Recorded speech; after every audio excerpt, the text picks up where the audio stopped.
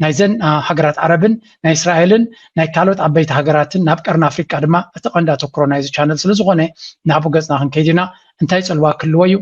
Let's continue and let's dive there. የአብይ አህመድ አገዛዝ የልኡካን ቡድን አባላት እዚህ አሜሪካ በመምጣት ከአሜሪካ ባለስልጣናት ጋር ስምምነት ማድረጋቸው ተመልክቷል። ስምምነቱ በተለያዩ ጉዳዮች ላይ ያተኮረ ሲሆን ይህንን የልኡካን ቡድን በመምራት የውጭ ጉዳይ ሚኒስትር ዶክተር ጌዲዮን ጢሞቴዎስ እንደዚሁም የአብይ አህመድ የኢኮኖሚ አማካሪ አቶ ግርማ ብሩ፣ የብሔራዊ መረጃና ደህንነት ኃላፊ አምባሳደር ሬድዋን ሁሴን እዚህ ዋሽንግተን ዲሲ ከሌሎች ባለስልጣናት ጋር መምጣታቸውን የታወቀው የአብይ አህመድ አገዛዝ ከገባበት አጠቃላይ አጣብቂኝ አንጻር መነጋገሪያ ሆኖ ነው ያለፉትን 2 ቀናት የቆየው። በጉዳይ ላይ የኢትዮ አሜሪካን የህዝብ ጉዳዮች ምክር ቤት ኤፓክ መግለጫ አውጥቷል። በጉዳዩ ዙሪያ ያሉትን አጠቃላይ ነገሮች በማንሳት ከምዚ ትሪዎ ዘለኹም እንዳ ብልጽግና ኣብ አሜሪካ ዝገበርዎ ዝርርብ እንታይ ከም ዝኾነ ንጹር እኳ እንተደይኮነ ሓደ ዓብዪ ዘረባ ግን ድራማ ግን ፈጢሮም ኣለው።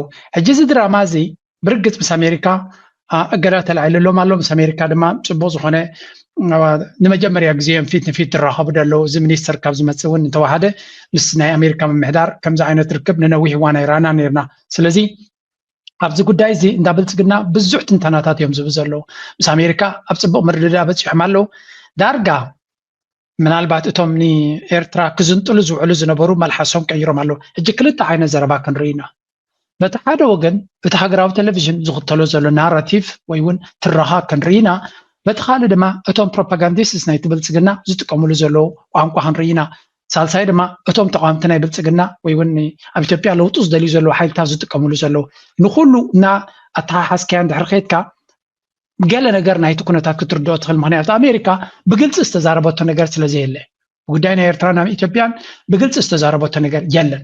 ግን ኣብዚ ሕጂ ንሰምዖ ዘለና መጀመርያ ብዙሓት ሰባት ከም ዝብልዎ ዘለዉ እንታይ ዓይነት ዴሌጌሽን ናይ ኣቢ ናብ ኣሜሪካ ከይዱ ምስ ኣገደስቲ ፖሊሲ ሜከርስ ናይ ዶናልድ ትራምፕ ናይቲ ኮንግረስ ናይ ሰነት ከምኡ እውን ምስ ሚኒስትር ጉዳያት ወፃኢ ከም ዝተራኸቡ ዝንገር ዘሎ። ኣብዚ እንታይ ይብሉ ኣለዉ ሕጂ discussions covered multiple issues including economic cooperation and security. ስለዚ ክልተ ዓይነት ርክብ ከም ዝነበረ ትርክብ ናቶም ሓደ ኣብ ቁጠባዊ ምትሕብባር ወይ እውን ሽርክነት ማለት እዩ። ካልኣይ ድማ ኣብ ፀጥታዊ ጉዳይ security ማለት እዩ። The US House of Representatives issued a statement acknowledging the talk. ስለዚ እቲ ናይ US ኮንግረስ ማለት እዩ ነቲ ዝርርብ ዝተገበረ ኣፍልጦ ከም ዝሃበ ዝንገር ዘሎ። ካልኣይቲ ኣገዳሲት ነጥቢ ኣብዚ ዝጠቕስዋ እንታይ እያ? The US shift in US foreign policy. ኣሜሪካ ናይ ወፃኢ ፖሊሲ ናታ ቀይራ ከም ዘላ ብፍላይ ኣብ ቀርኒ ኣፍሪቃ ድማ ይብላ ኣሎ። እንታይ ማለቶም እዚ? Over the past 2 years ኣብዘን ዝሓለፋ ዶናልድ ትራምፕ ኣብ ስልጣን ካብ ዝመፅእ ናይ ኣሜሪካ ፖሊሲ ናይ ኣሜሪካ ረብሓን ናይ ኣሜሪካ ናሽናል ኢንተረስትን ዘቐደመ እምበር ሂማን ራይትስ ይኹን ዴሞክራሲ ይኹን ካልእ ነገር ዘገድሶ ኣይኮነን። ስለዚ ረብሓ ናይ ኣሜሪካ ከመይ ጌርካ ንቅድሚት ትወስድ ከመይ ጌርና ኣሜሪካ ትረብሕ እምበር ካልእ ነገር ዘገድሶም ኣይኮነን ዘሎ። ካልኣይ agreements now focus on security and business enterprises. እቲ ዝግበር ዝርክባት ይኹን ሽርክነታት ንረብሓ ናይ ኣሜሪካን ንካምፓኒታት ናይ ኣሜሪካን ፀጋታት ንምርካብን ነተን ቢዝነስ ናይ ኣሜሪካ ዝረብሕሉ መንገዲ ምፍጣር እምበር ዲሞክራሲ ዶ ሂማን ራይትስ ዶ ካልእ ዶ ብዙሕ ቦታ የብሉን ይብሉና ኣለዉ። ሳልሳይ ኣብቲ ነጥቢ ታሕቲ ክትወርድ ከለካ እንታይ ይብሉ ኣለዉ? ኦኬ ሌትስ ጎ። ቀይ ባህርን ደግሞ አረባይዜሽን የማድረግ በዚህ ምክንያት ይህ ኢንተረስት አለ። በወሳኝነት ግብጽ ናይልን ይፈልጋል። ኤርትራ የሴኩሪቲ ደህንነት ይፈልጋል። ኢትዮጵያ ደግሞ ሶቨሬን ሬድሲ አክሰስ ይፈልጋል። ይሄ ግልጥ ብሎ ለወዳጅ ለጠላቶቻችን ተነግሯል። በዚህ መሰረት ድርድሮች ተካሂደዋል። ስምምነቶች በ70-80% ጉዳዮች ላይ ስምምነቶች ተደርሰዋል። አንዳንድ የሚቀሩ ስምምነቶች አሉ ከኔቪ ጋር በተያያዘ። ይህንን በቀናነት መንፈስ ውስጥ ወደ መጨረሻ ውጤት ለመድረስ በቅርቡ አስቀድሜ እንዳልኳችሁ ክቡር ጠቅላይ ሚኒስትሩ ወደ አስመራ፣ ክቡር ፕሬዝዳንት ኢሳያስ አፈወርቂ ደግሞ ወደ አዲስ አበባ ይመጣሉ። ቋሚ የሚኒስትሮች ምክር ቤት ስብሰባ ክቡር ፕሬዝዳንት ኢሳያስ አፈወርቂ ድማ ንአዲስ አበባ ክመፁ እዩ። አብይ አሕመድ ድማ ንአዲስ አበባ ክኸይዱ ኣስመራ ክኸይዱ እዮም ዝብልኩም ዘለው እንታይ እዮም ዝብሉ ዘለው መሲልኩም? ኣብዚ ንነዊሕ እዋን ዝቐፀለ እንዲቲ ዘረባ ዳርጋ ካብ ሓያል ኣካውንታት ናይ ብልፅግና ብዙሕ ሰብ ዝስዕቦም ዝበሃሉ ክዝረብ ሰሚዐ ኣለኹም። እዚ ድማ ኣብቲ ዋዕላቲ መን ከይዱ ነይሩ ትዝክሩ ኢኹም ምሽ? ኣብዛ ርአኩም ፀኒሐ ኣብቲ ዋዕላ ተሳተፍቲ መነመን ነይሮም ንዝብል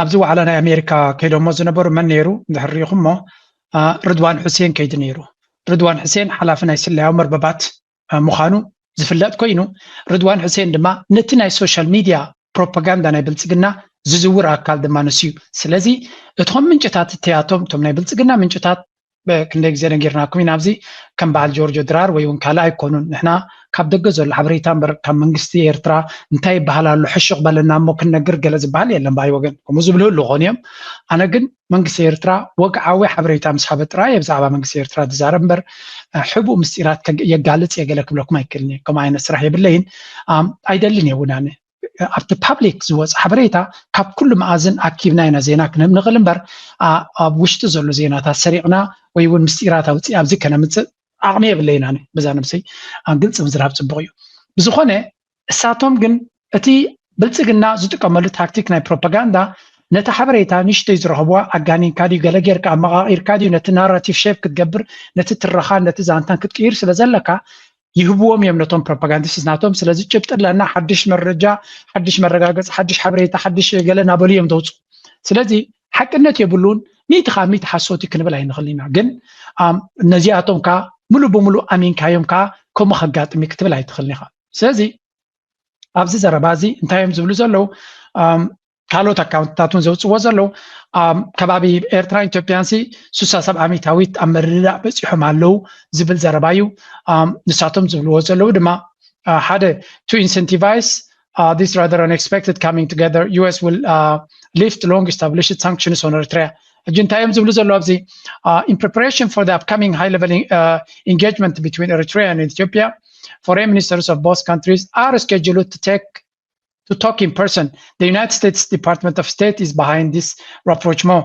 እንታይ እዮም ዝብሉ ዘለው again ዘረባ እዚ ሓሶት እዩ ዝተጋነነ ክትብሉ ትኽእሉ ኢኹም but always be ንነገራት ክንኣምኖም የብልናን ግን they are newsworthy እዚ ማለት ኤርትራ ኢትዮጵያን ምስቲ ኣሜሪካ ተኣትዎ ዘላ ጉዳያት maybe ክትብል ትኽእል ኢኻ ኖ ጠቕላላ ይከውን እዩ ፕሬዚደንት ኢሳያስ ምስ ኣብይ ኣሕመድ ኣይራኸብን እዩ ሚኒስትር ጉዳያት ወፃኢ ኤርትራ ምስ ብልፅግና ይራኸብን እዩ ዝብሉ ሰባት ኣለው ኣሚን ፖለቲካ ፅድቂ ይኮነን ፖለቲካ ማለት ምስ ማንም ኢኻ ክትራኸብ ዘለካ ቀዋሚ ረብሓ እምበር ቀዋሚ ፀላኢ የለን ከደግመ ቀዋሚ ረብሓ እዩ ዘለዎ ሃገር እምበር ቀዋሚ ፀላኢ ወይ እውን ቀዋሚ ፈታዊ ዝበሃል ነገር የለን ኣብ ፖለቲካ it's all about interests ኤርትራ ናታ ኢንትረስትድ ናታ ረብሓታት ከውሕሰላ ዝኽእል ብልፅግና መንገዲ ቀይሩ ምስ ኤርትራ በስመኣም ኢሉ ወደባት ናትና ክጥቀም ድዩ ኣብቲ ገባሕር ናትና ክጥቀም ድዩ ገለ እንድሕር ኮይኑ ኤርትራ ምስ ብልፅግና ምስ ዝኾነ ይኹን ክትዘራረብ ኣይትኽእልን እያ ኢለ ክድምድም ኣይክእልን እያ ኣሜሪካ ሓንቲ ካብቲ ከተጥፋኣና ነዊሕ ዓመታት ዝሰርሐት እያ sometimes ኣሜሪካ ፅምዶ ንገብር ኣለና because ኣብ መወዳእታ ኩሉ ዓይነት ፀገም ኣብ ጣውላ እዩ ዝፍታሕ እጂ እቲ ዝብልዎ ዘለው ዝተጋነነ እዩ ኣነ ከም ዝመስለኒ ፅምዶ ኣብ ፖርት ሱዳን ዝኸውን ዘሎ ይርይዎ ስለ ዘለው ፋኖ ከመይ እናሓየለ ይመፅእ ኣሎ ህወሓት እንታይ ክገብር ይደሊ ኣሎ ሸነ እንታይ ክገብር ይደሊ ኣሎ እቲ ናይ ሶማልያ ናይ ዓፋር ኩላቶም ሓፍ ኢሎም ስለ ዘለው ምስ ኤርትራ ክንዕረቕ ኢና እንድሕሪ ኢልና ክደሃሉ ይኽእሉ እዮም ኣሜሪካ ድማ ኢትዮጵያ ክትፈርሰላ ስለዘይትደሊ ዘላ ንዓቢ ክፈርሰሎም ይደልዩ ስለዚ የለው ንኤርትራ እንተወሓደ ይተኣክቢ ኣብዚ ጉዳይ ናይ ኢትዮጵያ ኢትማይትእቱ ኢትዮጵያ ድማ ምሳኻትኩም ክሰርሕ ትኽእል እያ ብዓለም ለኻዊ ሕጊ ንኤርትራ ክብልዋ ይኽእሉ እዮም ኤርትራ እንታይ ክትብል ትኽእል ንኤርትራ ዝምልከት እዩ ኣነ ግን ኤርትራ ኣብ ከምዚ ጉዳይ እዚ ጠቕላላ ምስ ኢትዮጵያ ክትዘራረብ ኣይትደልን እያ ዕፁ ይትማዓፆ ዝብል መረዳእታ የብለይ መረዳእታ ናተይ መንግስቲ ኤርትራ ፍሌክሲብል እዩ